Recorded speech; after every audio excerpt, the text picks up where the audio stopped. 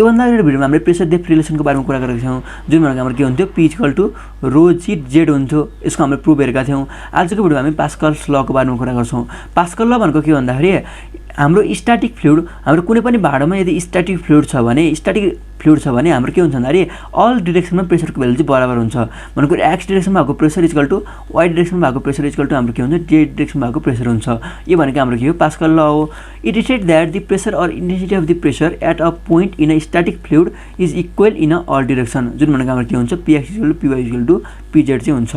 अब पास्कल ल प्रुफ गर्नको लागि हामी के गर्नु भन्दाखेरि एउटा फ्लुइडको एलिमेन्ट लियौँ। सो मैले फर्स्टमा के लिएँ भन्दाखेरि एउटा फ्लुइडको एलिमेन्ट लिएँ। यो एंगल भनेको हाम्रो के छ भन्दाखेरि थीटा छ हैन, र हाम्रो यो भनेको dx छ, यो भनेको dy छ, र यो भनेको हाम्रो के छ भन्दाखेरि यो भनेको हाम्रो के छ भन्दाखेरि ds चाहिँ छ हैन। अब हाम्रो के हुन्छ भन्दाखेरि हाम्रो प्रेसर भनेको के हुन्छ परपेन्डिकुलर लाग्छ। सो एक्स डिरेक्सनमा लागेको प्रेसर भनेको यो भयो px, त्यसै वाइ डिरेक्सनमा लागेको प्रेसर भनेको यो भयो हाम्रो py, र जेड डिरेक्सनमा लागेको प्रेसर भनेको के हुने भयो जेड डिरेक्सनमा लागेको प्रेसर भनेको यसको परपेन्डिकुलर हुन्छ हैन, यसको परपेन्डिकुलर भनेको के हुने भयो हाम्रो pz हुने भयो हैन। सो हाम्रो परपेन्डिकुलर हुन्छ भने चाहिँ यतापट्टि मैले एउटा लाइन ताने भने अब यो एंगल भनेको हाम्रो थीटा हुने भयो हैन। सो हाम्रो ds भनेको के हुने भयो हाम्रो यसलाई रिजल्भ गर्यो भने हाम्रो के हुने भयो भन्दाखेरि pz के हुने भयो हाम्रो cos थीटा हुने भयो हैन। अब हामीले हेर्यो भने हामीले यहाँ यसबाट लाइन तान्यो भने यो भनेको हाम्रो के हुने भयो यो भनेको हाम्रो थीटा हुने भयो। सो हाम्रो के हुने भयो यो भनेको pz cos थीटा चाहिँ हुने भयो। सो अब फोर्स भनेको के हो फेरि फोर्स भनेको हाम्रो प्रेसर इन्टु के हो हाम्रो एरिया हो। सो अब हामीले हेर्यो भने यसमा हामीले फोर्स हेर्यो भने हाम्रो के हुने भयो हाम्रो यो फेसमा मैले फोर्स हेर्यो भने यसलाई मैले ए भने यसलाई मैले बी यसलाई मैले सी भने यो फेसमा एबी फेसमा मैले फोर्स हेर्यो भने हाम्रो के हुने भयो एबी को लागि फोर्स भनेको हाम्रो px * dy * हाम्रो यतापट्टि थिकनेस चाहिँ 1 छ भने हाम्रो के हुने भयो px * dy * 1 हुने भयो। त्यस्तै मैले अर्को भनेको एसी को लागि हेर्यो भने एसी को लागि के हुने भयो हाम्रो py * dx * के हुने भयो हाम्रो 1 हुने भयो। त्यस्तै मैले अब बीसी को लागि हेर्यो भने बीसी को लागि हाम्रो के हुने भयो pz * cos थीटा इन्टु के हुने भयो हाम्रो ds * 1 हुने भयो हैन।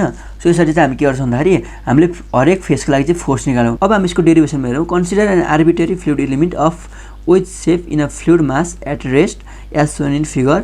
Let the width of the element perpendicular to the plane of the paper is unity, and px, py and pz are the pressure or intensity of pressure acting on the face AB, AC and BC respectively. Let angle ABC भनेको हाम्रो के छ theta छ।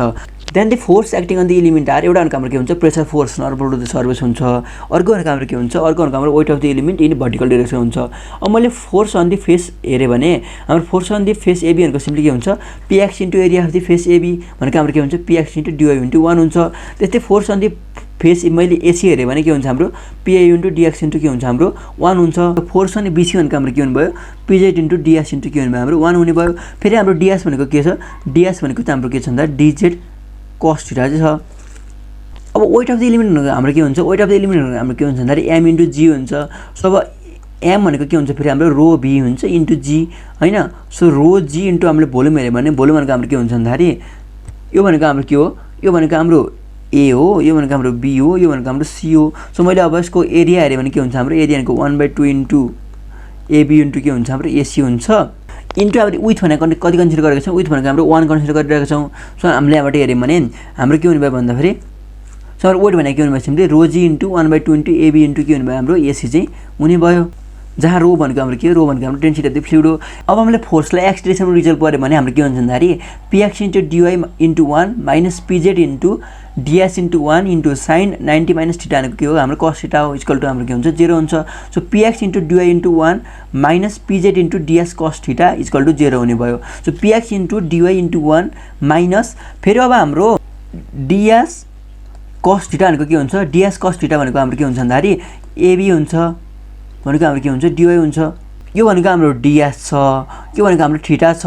So मैले अब ds लाई resolve गरे भने यतापट्टि मैले रिजल्भ गरे भने यो भनेको हाम्रो के हुन्छ भन्दाखेरि यो भनेको हाम्रो के हुन्छ ds के हुन्छ हाम्रो cos थीटा हुन्छ भनेको हाम्रो के हुने भयो यो भनेको हाम्रो ab हुने भयो।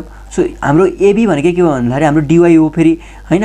सो हाम्रो के हुन्छ भन्दाखेरि ds cos थीटा भनेको के हुने भयो अब dy हुने भयो। सो फाइनल हाम्रो के आयो px into dy into 1 minus pz into dy into 1 equal to 0 आयो। सो हामीबाट हेर्यौं भने हाम्रो के आउनु भएछ px इक्वल टु हाम्रो के आयो pz आयो। यसलाई हामी इक्वेसन नम्बर 1 बनाऊ।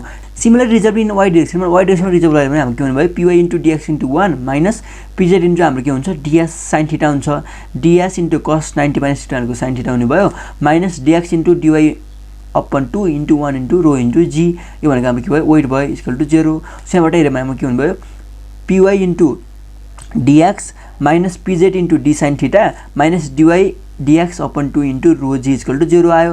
अब हामीले हेऱ्यौँ भने हाम्रो एलिमेन्ट भनेको यो छ यो भनेको हाम्रो थीटा हो यो भनेको हाम्रो के हो डिएस हो सो मैले यता रिजल्ट गरेँ भने यो भनेको हाम्रो के हुन्छ यो भनेको हाम्रो डिएस के हुन्छ हाम्रो साइन थीटा हुन्छ डिएस साइन थीटा भनेको फेरि हाम्रो के हुन्छ डिएक्स हुन्छ सो हाम्रो के हुने भयो भन्दाखेरि डिएस साइन थीटा भनेको डिएक्स भयो र हाम्रो यो एलिमेन्टहरुको एकदम स्मल छ सो हामीले यसको वेटलाई नेग्लेक्ट गर्यौं भने यो भनेको हाम्रो 0 भयो सो हामीले फाइनल एक्सप्रेसन हेर्यौं भने हाम्रो के हुने रहेछ फाइनल एक्सप्रेसन भनेको चाहिँ हाम्रो py dx minus pz dx equal to 0 हुने भयो सो हामीबाट सल्भ गरेर हामी के आयो भन्दाखेरि py इक्वल टु pz चाहिँ आयो सो हामीले इक्वेसन 1 र 2 बाट हेर्यौं भने हाम्रो के आयो px equal to py equal to pz चाहिँ आयो सो यो भनेको हाम्रो के भयो पास्कल ल चाहिँ भयो।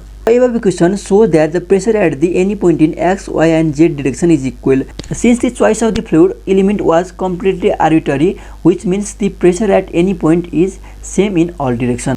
सो यसरी हामीले के गर्यौं पास्कल ल चाहिँ प्रुभ गर्यौं। कहिलेकाहीँ एक्जाममा चाहिँ हामीले पास्कल ल स्टार्ट गरेर पास्कल लको डेरिभेसन गर्नु भनेर सोध्यो भने चाहिँ तपाईले यहाँसम्म चाहिँ गर्नुपर्ने हुन्छ।